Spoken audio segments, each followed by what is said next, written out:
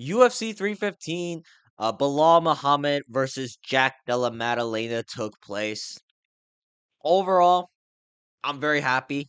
You know, some fights didn't go my way, but I did very well on this card, like 8-4. It's pretty good considering my last few records for predictions. But overall, the fights were very fun to watch, and I want to talk about every single fight, starting with the early prelims, ending with the main event, because there is a lot to talk about. So, without wasting more time, let's jump right into the video. Definitely make it into the rankings. It's tough to say if he'll make it into like the top five, but I can see this guy in the rankings. He's only like what 26 years old. He took no damage this fight, and his only loss is to Umar Nurmagomedov on short notice. I reckon that Beksat Almakan, I give him the right matchups, and I think he'll be like a potential superstar like Shavkat Rakhmonov in the future. But yeah, very impressive stuff from Beksat Almakan overall. Moving on, we got Daniel Santos versus Jong Yong Lee.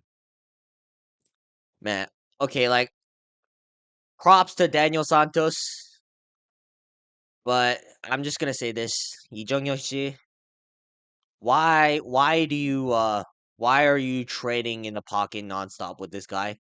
The only way Santos wins is if you trade in the pocket nonstop.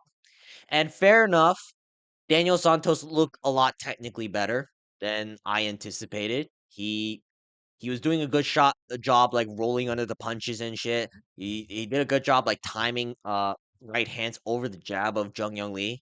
And to be fair, Jung Young Lee did a good job landing the jab, and I think he dropped Daniel Santos in the first round.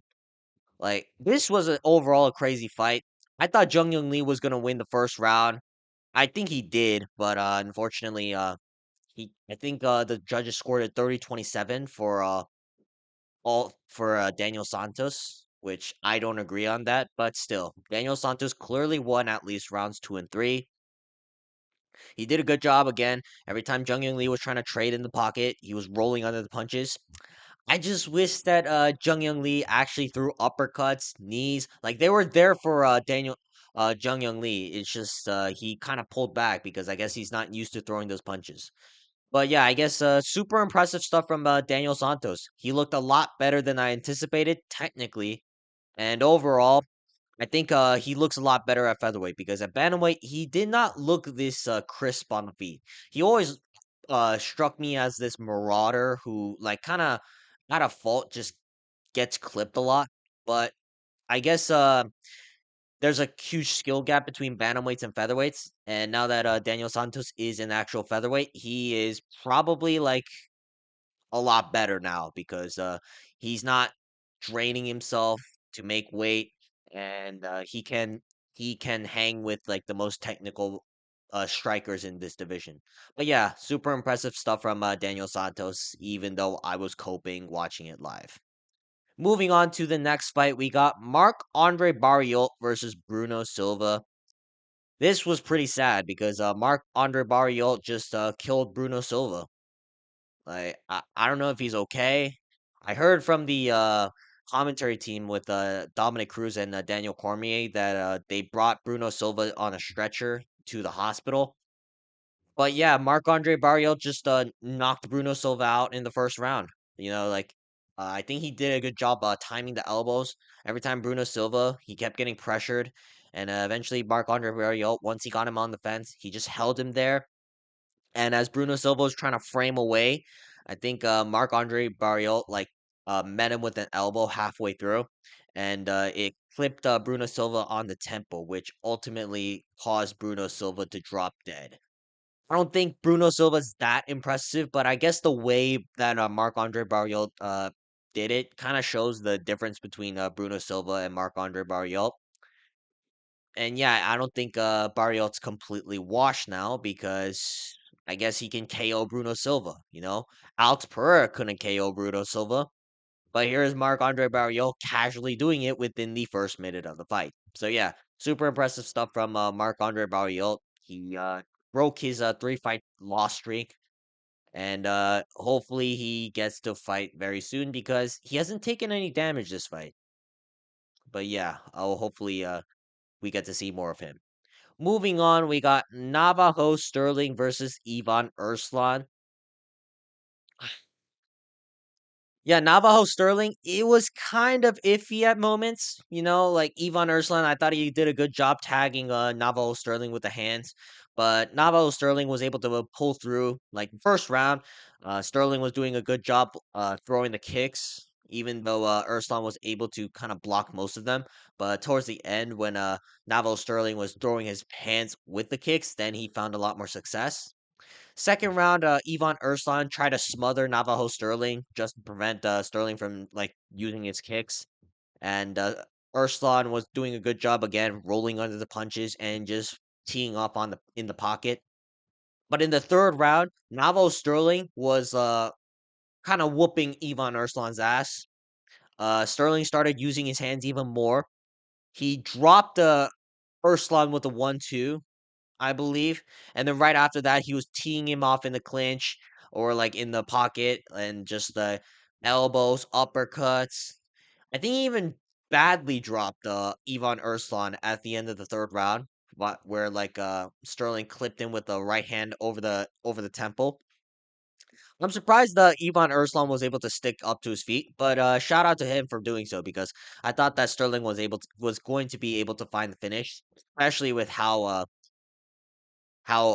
switched on he was as soon as he saw Urslan drop to the ground. But yeah, overall, I think Sterling's pretty good. Is he like top 10 or top 5? It's hard to say, but yeah, he's pretty good. His technique's pretty crisp. He's got that city kickboxing style, except he's a little bit more aggressive with his hands, which I do like about Sterling. But yeah, I think this was overall a pretty impressive performance from Navajo Sterling. Moving on, we got Modestas Bukauskas versus Ion Kutalaba. I'm not gonna lie, I don't know how Modestas Bukauskas won this fight. I really don't. Like Kutalaba was the one pressing forward and actually landing the shots. Like, yeah, Modestas Bukauskas was able to land the cleaner shots, but most of the fight was spent on the back foot. Koskis, like, yeah, occasionally he'll land a counter, but nothing serious. Yeah, I just don't see how Ion Kutalaba lost this fight. Now, could Kutalaba have done a lot better? Yeah, like Kutalaba after Bukauskas does stuff like the first two takedowns, he didn't really go for more, which I was very surprised about because like Kutalaba's wrestling is way better than his striking. But yeah, even on the feet though, like Kutalaba was landing the more consistent shots. And I don't think Bukauskas had enough output for him to win this fight. I believe it was Saul D'Amato and some random fucking Canadian judge that scored it for Modestas Bukauskas. And I have a theory about this. I think Saul D'Amato, every time he puts out a controversial scorecard, because most people with eyes clearly thought that Ion Kutalaba at least won rounds 1 and 2. But for some reason, Saul D'Amato gave round 2 to Modestas Bukauskas. But what I was gonna go with this is right right after Saul D'Amato released his scorecard, there was this one fucking other judge from Canada that scored a 3-0 for Modestas Bukauskas. That is unacceptable. There needs to be extensive research on what just happened because like th- for Bukauskas to win this fight 3-0 is simply unacceptable. Like especially round 1, Bukauskas didn't do anything. Again, he was just fighting off the back foot like I thought he would, and he didn't really throw much of anything. He just defended very well. And you're not winning a fight if you're only defending very well. But either way, these corrupt judges should be investigated, but unfortunately the UFC is not going to do anything about it because Saul Diamano still has a job in 2025, unfortunately. But yeah, I thought that Ion Cutelaba should have won this fight. You know what? I'm gonna consider this a Ion Cutelaba win. I don't know how you can consider this a Modestas Bukauskas win, so I'm gonna say that I went 9-3 in predictions overall, which is pretty good. Moving on, we got Jessica Andrade versus Jasmine Jasudavicius. Jasmine Jasudavicius just took down Jessica Andrade and ragdolled Andrade within the first 2 minutes of the fight. Nothing much to break down. Like Andrade was trying to like swing the big meaty hooks. But I think Jasuda Vicious was able to be disciplined enough to keep distance whenever Andrade looked to swing the big meaty hooks. And whenever she wasn't, Jasuda Vicious was able to take that opportunity and take Andrade down. And once she got her down, it was one-way traffic. Jasuda Vicious was ragdolling Andrade before ultimately finding the rear naked choke. Nasty grappling from Jasuda Vicious. She's very good. I think she's very good. Like she did lose to Tracy Cortez, who I believe is a scrub, but overall, I think Jasudovic is massively improved since her loss to Tracy Cortez, and she's looking like a legitimate top five flyweight prospect right now, which I didn't think I would say 2 years ago when she lost to Tracy Cortez. But again, she looks a lot more improved. So good job for Jasmine Jasudavicius. Moving on, we got Mike Mallet versus Charles Radke. Fuck, man. Why, man? Why, bro? I wanted to see utter chaos in that stadium, but unfortunately, Mike Mallet just knocked out Charles Radke in the second round, which, to be fair, I didn't think was gonna happen. Mike Mallet always struck me as this guy who primarily just relies on his kicks to keep distance.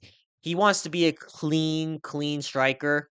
Now, Charles Radke, I I didn't expect him to be that timid, but maybe he was finding it a hard time to get past the Mike Mallett's range and like just overall frame. But yeah, I thought Charles Radke fought a lot timidly, but that's not to discredit Mike Mallet because Mike Mallet did a good job just taking advantage of that.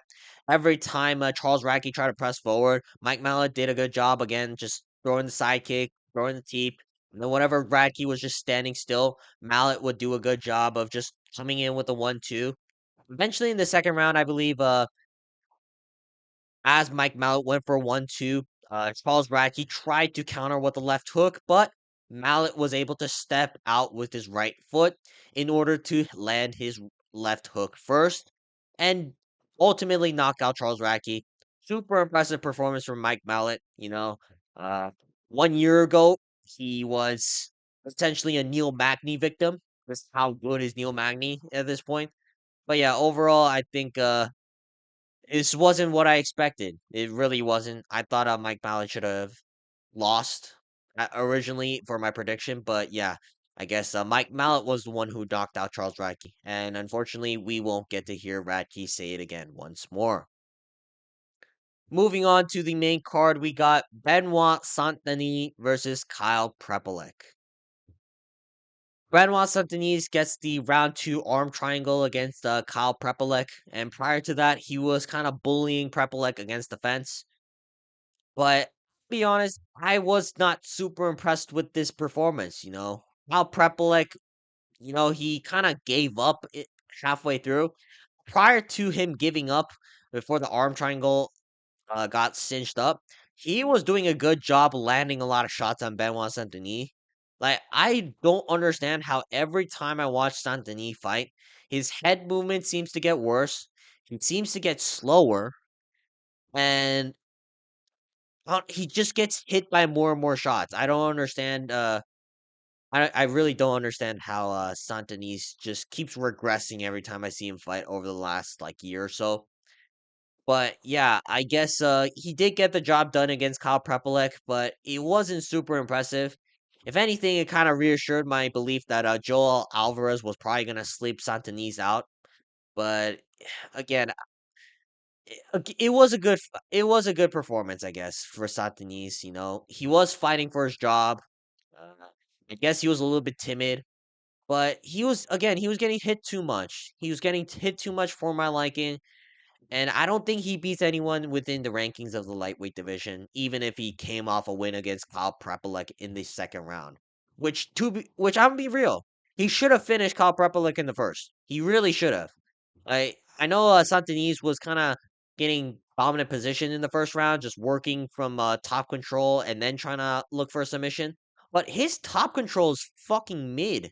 Like, I don't know how Kyle Prepolek was able to escape all the back takes like in the first round, which any competent grappler in the rank section of the lightweight division, they don't let Kyle Prepelic escape like that. They really don't. So, very disappointing, but I guess Santanese got the job done.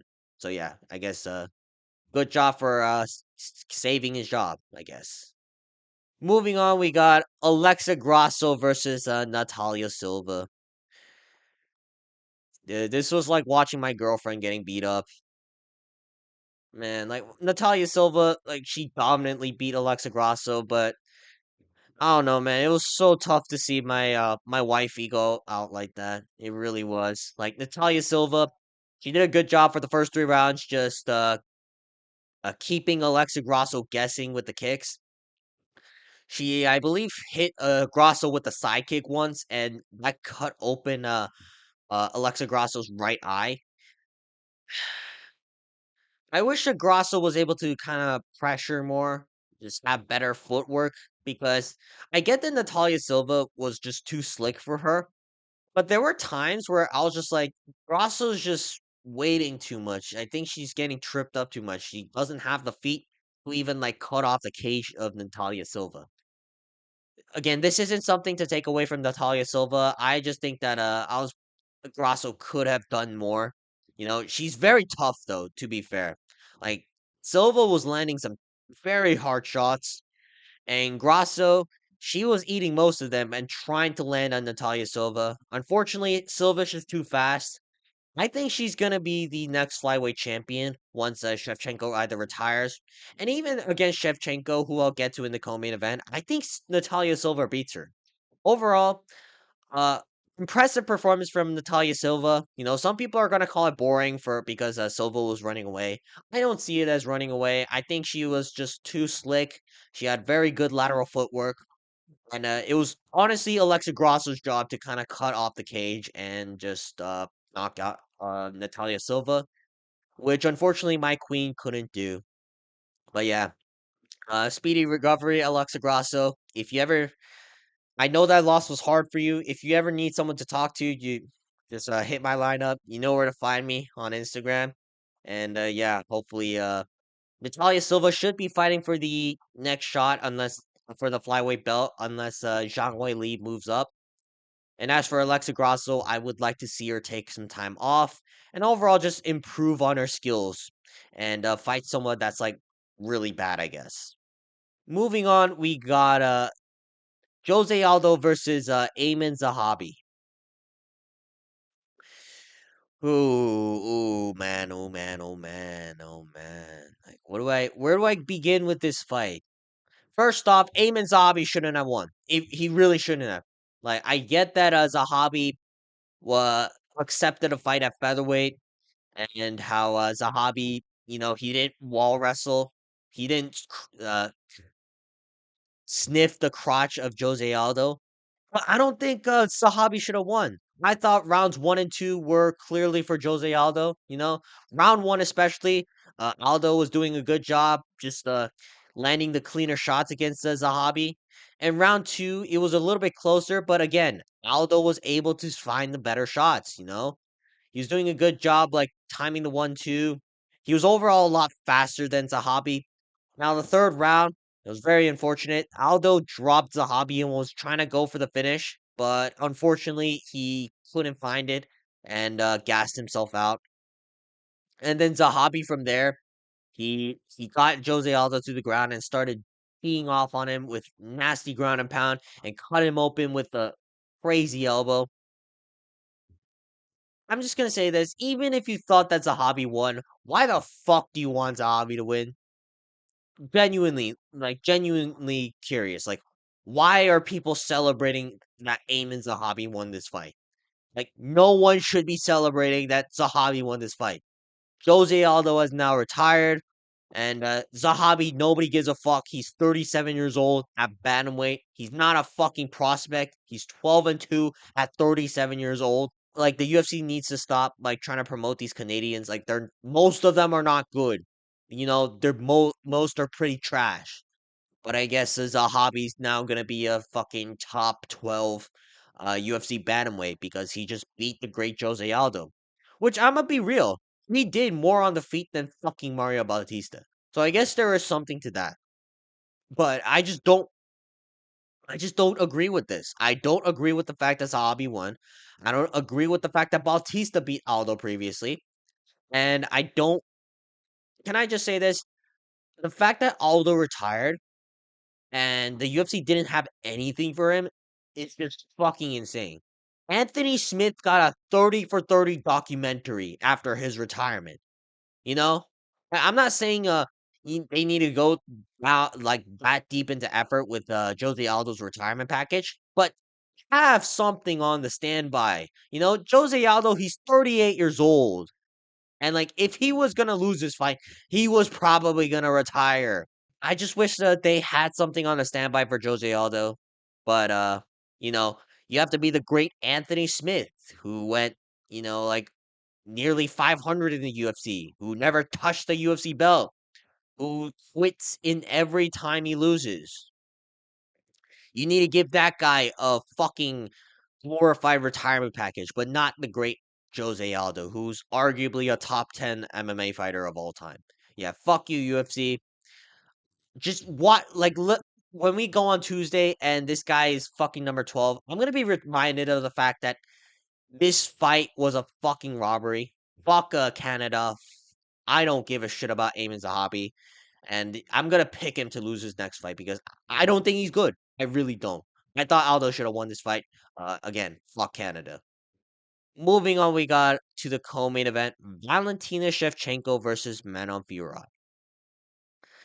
Valentina Shevchenko won. I'm really happy about that because I picked Valentina Shevchenko to win. This fight was pretty dead though. Like the first round was pretty fun. Shevchenko broke Fiorot's nose, I believe, I believe it was a right hook. I don't know. I kind of fell asleep in the middle of the fight, or like parts of the fight. But can I be real? Rounds two, three, four, and five, or at least most of four, were fucking terrible. It really was. Most of the time, Fiora was trying to force some kind of a wall wrestling exchange between Shevchenko, and Fiora couldn't do anything because she has no technique, where Shevchenko kind of struggled with the physicality. So it ended up being a stalemate for most of the round. Most of the rounds were spent in the clinch, and Shevchenko couldn't get out as easily as I thought she could because Fiorat's a lot bigger than her. Whereas Fiorat, she has zero fucking technique, so it ends up looking like she's just Bautista maxing against Shevchenko. I, there were a couple of glimpses, at the end of round four, I believe Shevchenko dropped Manon Fiorat. But outside of that, Fiorat offered nothing. Shevchenko landed the cleaner shots, but not by much. Outside of the first round where she broke Fiorat's nose. I just don't rate either of them. I really don't. I guess Shevchenko's probably gonna fight Zhang Wei Li. Picking Zhang Wei Li. I think Zhang Wei Li at this point in her career is a lot better than Shevchenko. Like, I know that Shevchenko won her last two fights, but I don't think she's just putting a clinic on either of her opponents. Like, it's just tough. It's just tough for me to see that Shevchenko lasts this much longer, at the top. I think Zhang Weili will win, but I don't know if they're gonna make that fight. I need to see what the UFC says in their post fight conference. And overall though, it was a it was an awful fight with a few good moments here and there. But I think it was more to do with Fiorot being trash more than Shevchenko being good. Moving on to the main event, Belal Muhammad versus the new welterweight champion, Jack Della Maddalena. You know, I've spent the whole week glazing Jack Della Maddalena. And he won. He proved that he's the best welterweight on the planet right now. Right now. We'll get to the potential matchups in a second. Overall, I thought this was crazy fight. This was arguably fight of the year. It really was. Belal Muhammad. Shout out to Belal Muhammad. He brought the Canelo hands. It's just that Jack Della Maddalena is Dimitri Bivol. I thought this was very clear for JDM. I thought JDM won like at least 4 rounds. But I see a lot of people giving a lot of different scorecards. And I, d- I just thought Jack Della Maddalena was able to damage Belal Muhammad more. Like the strike numbers were overall very close, but at the end of every round, I could just see Belal Muhammad getting more and more cuts. And now, to be fair, Belal Muhammad was able to put pressure on JDM from round 4 and 5, where and I believe M- Belal was able to close JDM's eyes shut at the end of round 5 or 4. But I thought JDM was able to do very good work. Round one, you could give it either way. Like JDM, I thought landed the more clean shots, whereas Bilal Muhammad, I guess, landed the more ooh and ah moment shots. Round two, JDM, I think again he cut Bilal Muhammad, whereas Bilal Muhammad, he landed similar number of strikes. It's just that JDM caused more damage. Round three, same thing. JDM caused more damage against Bilal Muhammad, and Bilal Muhammad, I think this was where he started shooting takedowns, but I'll be real. I think this was a little bit too late for him. I was very surprised to see the fact that Bilal kind of stuck to boxing with the Canelo hands for until the end of the third round, because I think if Bilal shot more takedowns, he could have potentially swung this fight around. But yeah, thanks to Bilal Muhammad not shooting takedowns out the get go and actually trying to stand there and trade in the pocket with JDM. JDM was able to win 4 rounds to 1, or like 3 rounds to 2 minimum. 3 rounds to 2 bare minimum. A lot of these rounds were close. I just thought that JDM landed the more damaging shots. I don't think that's a controversial take. Like I see some people online claiming that Bilal Muhammad won. Kenny Okoye, MMA Joey. These guys just hate JDM. I don't understand why these people hate JDM. I really don't. Like JDM's fun to watch. His boxing combinations are sick. He never gives up like Leon Edwards. He, and like when he senses he needs a finish, he will go for it no matter what. If it's like the first second of the fight or the last second of the fight. But yeah, super fun fight. Again, shout out to Bilal Muhammad. You know, true champion. It's just that it's Jack Della Maddalena's time. And I also see this. A lot of people are posting the fact that Islam Makhachev will be the double champ soon. I don't know. I don't know if Islam Makhachev's gonna walk down Jack Della Maddalena like that. Can I be real? If anything, this fight proved that JDM is gonna be a very tough test for Islam Makhachev. JDM's a lot bigger than Islam Makhachev. I don't think JDM is gonna get taken down that much, and he's definitely not gonna accept. He's definitely not accepting bottom position. The Craig Jones training really paid off it over the past few years, and overall, I think JDM will beat Islam Makhachev. I don't know if that's a controversial thing to say, but if Islam Makhachev's gonna move up to welterweight, I think JDM's got this in the bag. Now, I will be interested to see the other potential matchups like Sean Brady and Shavkat Rakhmonov, because I'll be real, I think those fights are a lot more competitive. I think Islam Makhachev's a little bit too small, and I think he's a little bit too chinny. Bilal Muhammad, he took some fucking punches in this fight that should have knocked out almost anybody. I don't think Islam Makhachev has that chin. Like he's got a pretty good chin, but it ain't Bilal Muhammad's chin. Bilal Muhammad, he's got a fucking granite chin. Surprisingly, like JDM was teeing him off with knees, uppercuts, left hands, like everything in the kitchen sink, and Bilal Muhammad was still pressing forward, swinging. I don't think Makhachev has that type of chin. I think Makhachev is more prone to getting dropped, and if you're getting dropped by JDM, I reckon that JDM will be able to find the finish. And so yeah, if that fight happens with Islam Makhachev, I'm picking JDM to win. I'm picking JDM to win. The only people I see giving JDM a lot of problems is Sean Brady. Now, is Sean Brady gonna hang on the feet with JDM? No, but Sean Brady, his grappling's fucking amazing. It really is. And I think he's a lot stronger than Islam Makhachev, who's gonna move up from lightweight to welterweight, whereas Sean Brady's a legitimate welterweight.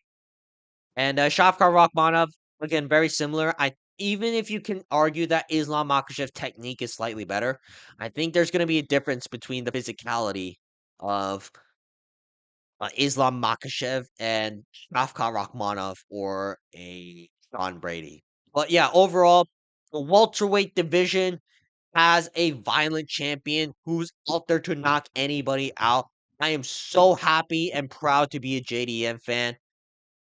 The only time I'm gonna ever pick against JDM is if he fights Shavkat Rakhmonov because I do believe that Shavkat Rakhmonov is the best welterweight in the division. But hats off to JDM overall. I thought it was a fun fight, fight of the year worthy, and people need to respect JDM's name.